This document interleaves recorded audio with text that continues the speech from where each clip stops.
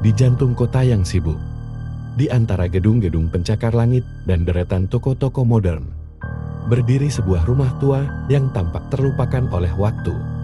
Rumah itu berwarna kelabu dengan cat yang terkelupas. Jendela-jendelanya gelap dan penuh debu, serta pagar besi yang sudah berkarat. Orang-orang yang melewati rumah itu seringkali mempercepat langkah mereka, enggan menatap lebih lama. Ada sesuatu yang aneh dan tidak menyenangkan tentang rumah itu. Sesuatu yang membuat bulu kuduk merinding. Meskipun berada di tengah kota, rumah itu selalu tampak sepi. Tidak ada yang tahu siapa pemiliknya atau kapan terakhir kali ada yang tinggal di sana. Beberapa orang tua di lingkungan itu bercerita bahwa rumah tersebut pernah dihuni oleh sebuah keluarga kaya pada awal abad ke-20. Namun, seluruh keluarga itu menghilang secara misterius di suatu malam, meninggalkan rumah dengan semua barang-barang mereka yang masih di dalamnya. Sejak saat itu, rumah tersebut dikenal sebagai rumah berhantu.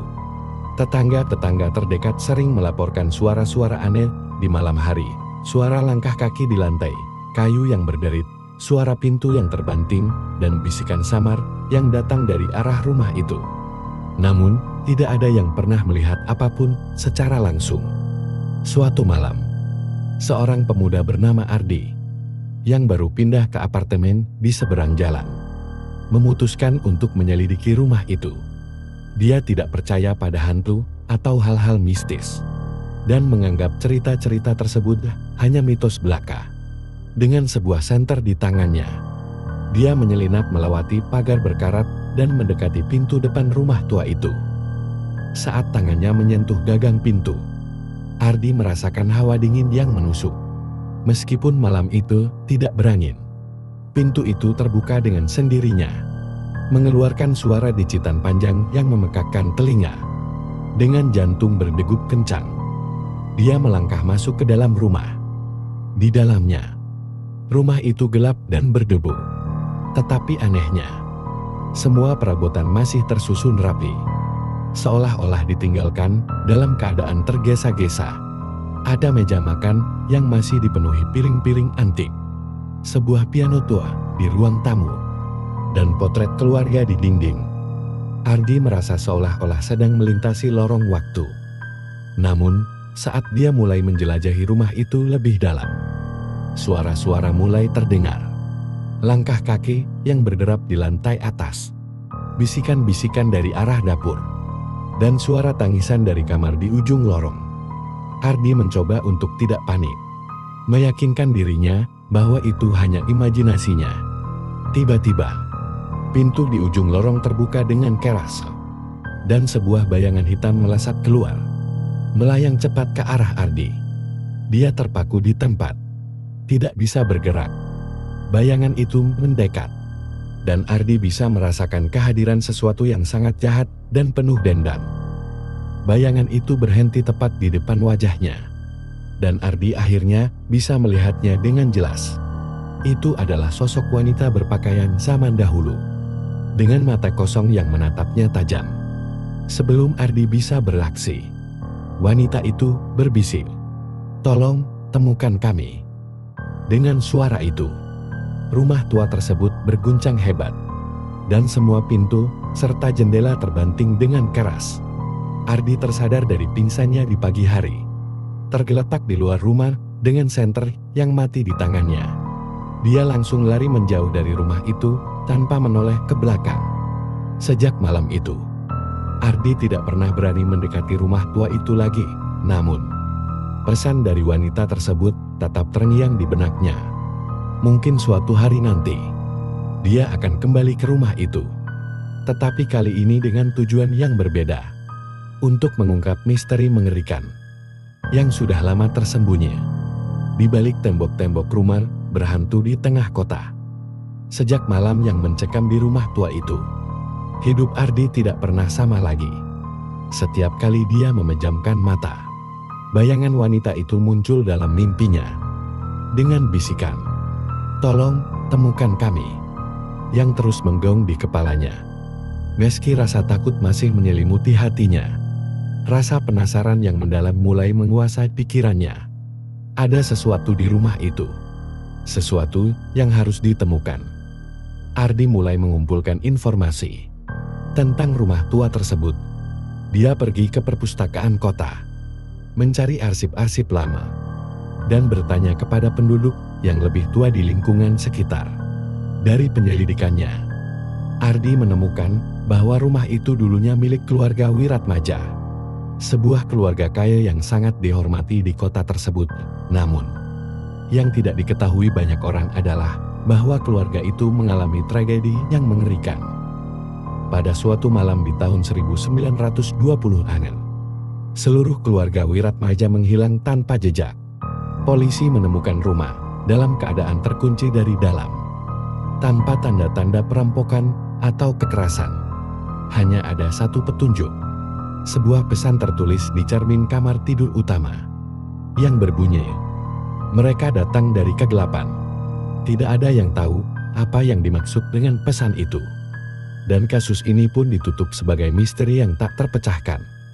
Ardi merasa ada kaitannya antara pesan itu dan bisikan yang dia dengar di rumah tersebut. Namun, untuk mengungkap misteri ini, dia membutuhkan bantuan. Ardi menghubungi sahabatnya, Sinta, seorang jurnalis investigasi yang juga tertarik pada hal-hal mistis. Sinta setuju untuk membantu. Dan bersama-sama mereka merencanakan untuk kembali ke rumah tua itu. Kali ini dengan lebih siap. Malam yang mereka pilih adalah malam bulan purnama. Berharap cahaya bulan akan membantu mereka melihat lebih jelas di dalam rumah yang gelap itu. Dengan peralatan lengkap kamera, perekam suara, dan senter mereka mendekati rumah tua tersebut. Saat mereka tiba di pintu depan, Ardi merasakan kembali hawa dingin yang sama seperti yang dia rasakan sebelumnya.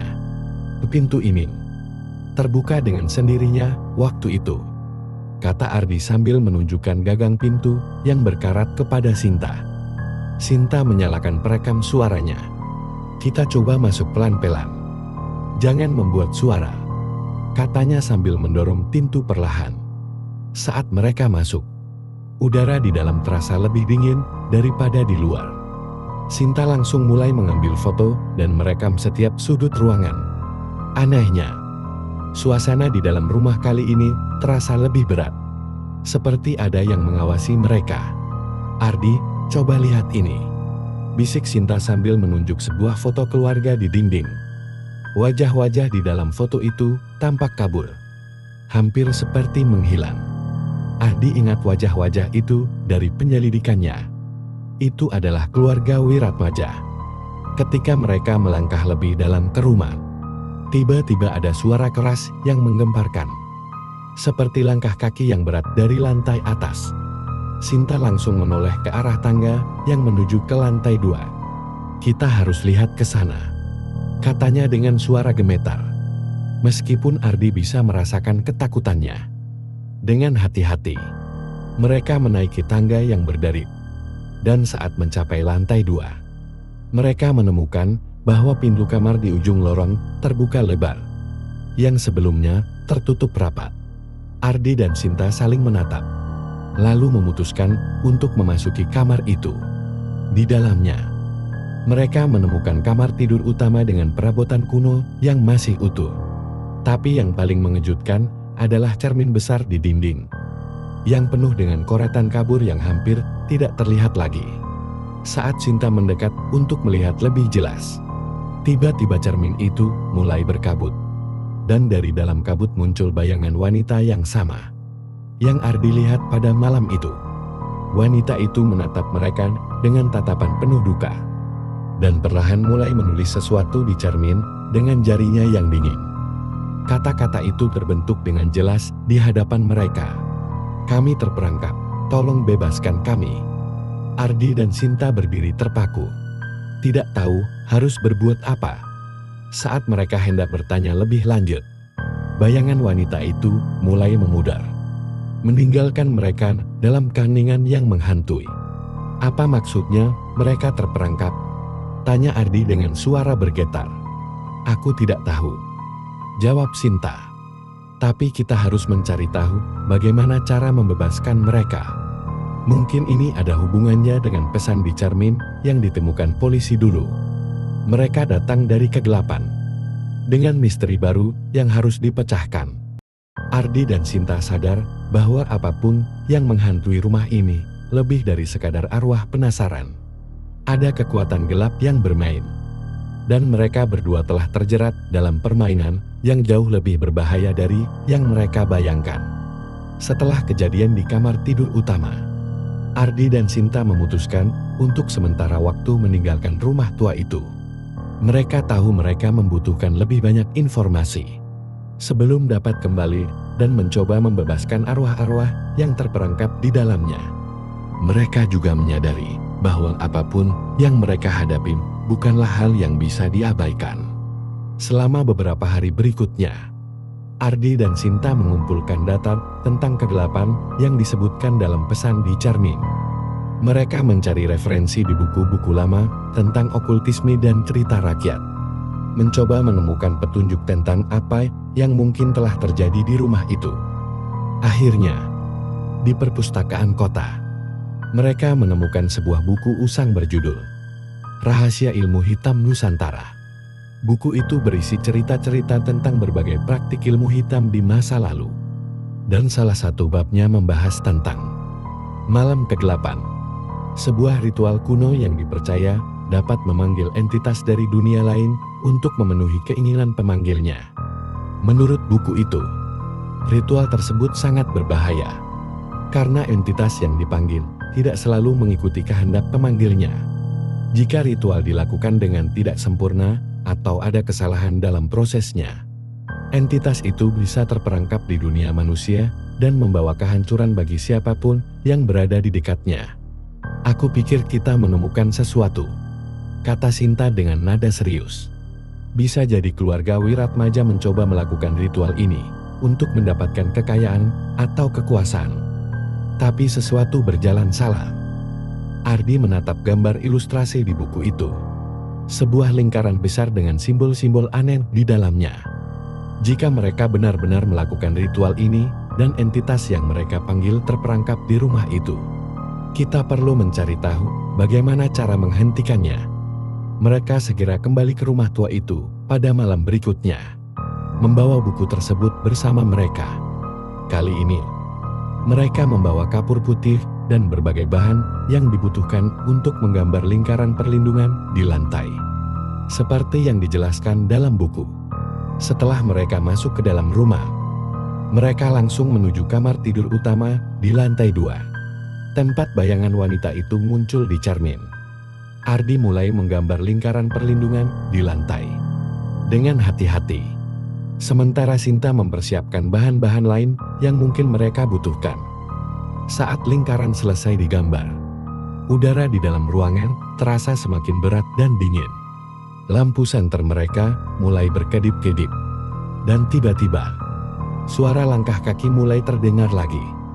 Kali ini semakin mendekat dengan cepat. Namun, ketika Ardi dan Sinta berdiri di dalam lingkaran, mereka merasa sedikit lebih aman.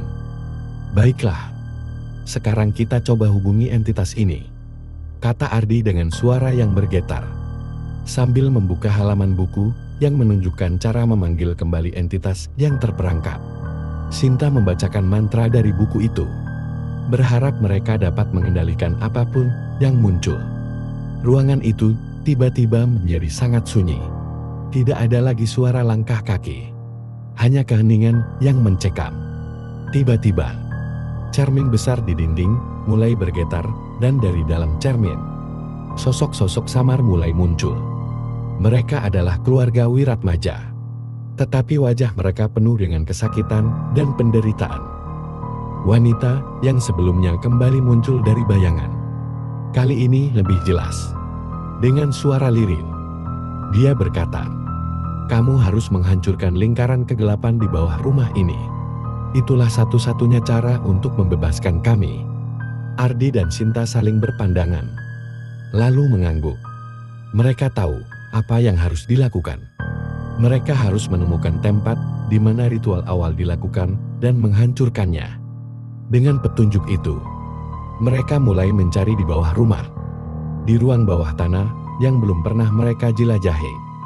Ketika mereka menemukan pintu kayu tua yang tersembunyi di balik rak buku yang sudah rapuh, mereka menyadari bahwa ini adalah tempat yang mereka cari. Ruang bawah tanah itu gelap dan berdebu, dengan dinding batu yang lembab dan dingin.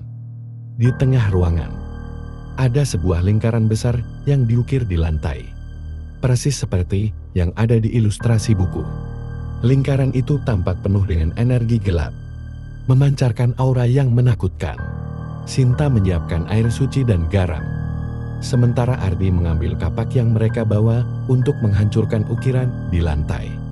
Saat Ardi mulai menghancurkan lingkaran itu, ruangan bergetar keras, seolah-olah rumah itu sendiri menolak apa yang mereka lakukan. Tiba-tiba, bayangan hitam yang sangat besar muncul di dalam ruangan, berputar-putar di sekitar mereka dengan kecepatan yang menakutkan. Bayangan itu berusaha menyerang mereka, tetapi lingkaran perlindungan yang telah mereka buat di atas tetap melindungi mereka. Sinta dengan cepat menyiram lingkaran dengan air suci, dan Ardi terus memukul lantai dengan kapaknya. Setiap pukulan yang mengenai lingkaran menyebabkan bayangan itu semakin lemah, dan akhirnya, dengan satu pukulan terakhir, lingkaran ke-8 itu hancur total. Bayangan hitam itu menghilang dengan jeritan yang menusuk, dan ruangan itu tiba-tiba kembali sunyi. Cahaya bulan purnama mulai menyinari ruang bawah tanah melalui jendela kecil, memberikan perasaan damai yang belum pernah mereka rasakan sebelumnya. Ketika mereka kembali ke kamar tidur utama, sosok keluarga Wiratmaja telah menghilang. Hanya Charmin yang sekarang bersih tanpa tulisan apapun. Ardi dan Sinta merasa bahwa mereka akhirnya berhasil membebaskan roh-roh yang terperangkap di rumah itu. Dengan langkah ringan, mereka keluar dari rumah tua itu untuk terakhir kalinya. Pagi mulai menyingsing di langit, dan kota yang sibuk mulai terbangun dari tidurnya. Ardi dan Sinta berjalan menjauh dari rumah itu, mengetahui bahwa mereka telah mengakhiri kutukan yang sudah lama menghantui tempat tersebut. Rumah itu, yang dulu tampak suram dan menyeramkan, kini hanya tampak seperti bangunan tua yang kosong. Tidak ada lagi suara-suara aneh. Tidak ada lagi bayangan-bayangan menyeramkan. Hanya keheningan dan rasa lega yang tersisa, menandakan bahwa akhirnya misteri rumah tua di tengah kota itu telah terselesaikan.